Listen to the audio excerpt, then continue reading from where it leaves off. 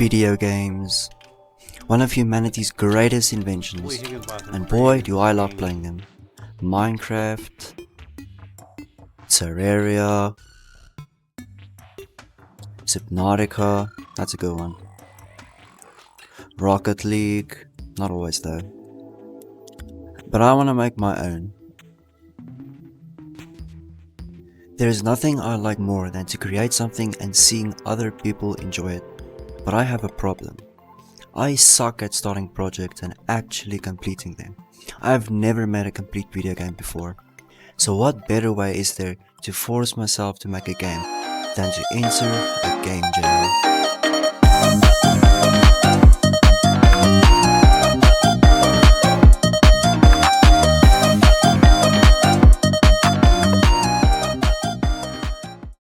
So what game jam did I enter? Well, my dear viewer, I entered the Crayford Game Jam. And the theme was unexpectedly. So your game has to have something that is unexpected. My idea is that when you give the player a grappling hook, and this isn't any ordinary grappling hook, when you shoot it to a wall and you come close to it and you're about to climb a wall, the actual hook part explodes. I'm sure nobody will expect something like that.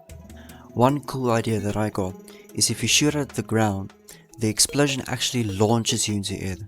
I think this can create not only engaging platforming levels, but also interesting puzzle levels. I decided that this game was going to be a puzzle platformer. I will be using the Godot game engine because it's what I'm the most familiar with. Okay, one game, 5 days. Let's do this. First, I started by making the game design document, which was kinda boring, but I guess you have to eat your dinner before you can have your dessert. I created the main game scene, I added a floor, I created a player, and I built the world for him. Hey, that's not too shabby. And then I gave him a grappling hook. It doesn't look good at the moment, but that's beside the point. Hey, we have a working grappling hook right now. It's a little buggy, but it's okay. Now we just need to make the thing explode. And there you have it, some explosions. I did this by just giving the player a force in the opposite direction of the hook when it gets close enough. And that's all I did for day 1. On day 2, I actually forgot to record myself making the crates, but here it is. If you create an explosion next to it, it'll be pushed by some distance. This can be used to create some interesting puzzles that I had in mind. Next, what I needed to do was to make a proof of concept level, because I needed to prove the core concept of the game. And the first step of doing that was to create a tile map. Here is a time lapse of me making the artwork for the tile set. I tried using a template, but quickly gave up, because I had no idea how to even follow a template. So my plan was to just create every combination of pieces possible and then go from there. I struggled a lot, I think I spent way too much time. But hey, look on the bright side, I now know how to do it myself without help.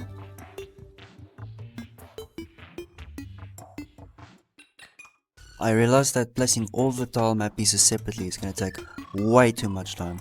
So I decided to set up what's called a terrain set, where you basically draw logic onto the asset and then the software does the handling of the pieces for you. Here is a time lapse of me struggling to figure it out for like an hour. I got it in the end and I'm so happy to have it. It helps a lot and it looks great.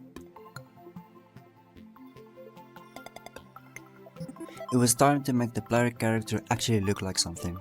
My inspiration for the look of this game was Portal, so testing labs and robots and gadgets and stuff. So I made this little robot guy.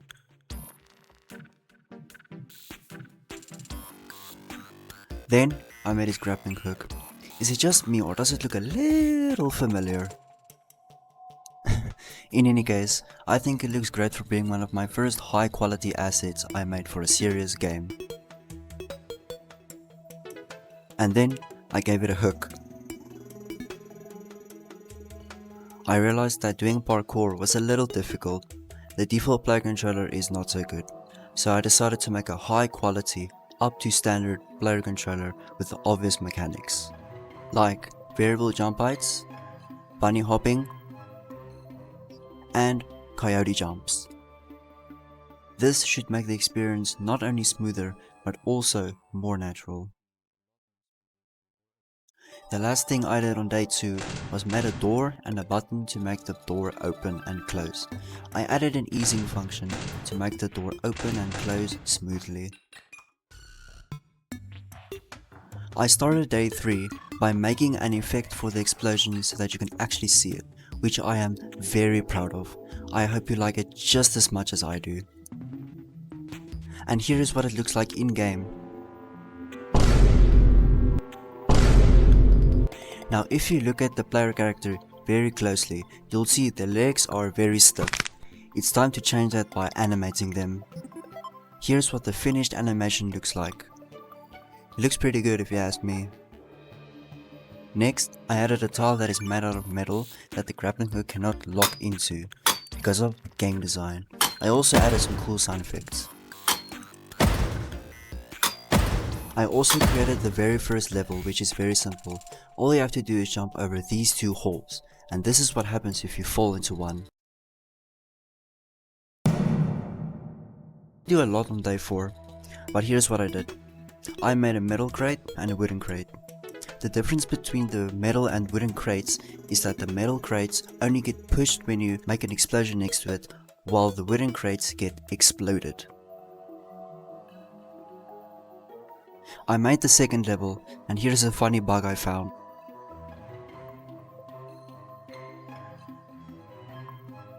The final day I had a lot to do. I had to create a cutscene, make at least 15 levels, make the UI, and the itch.io page. Now all those are boring, so I'll just cue the montage.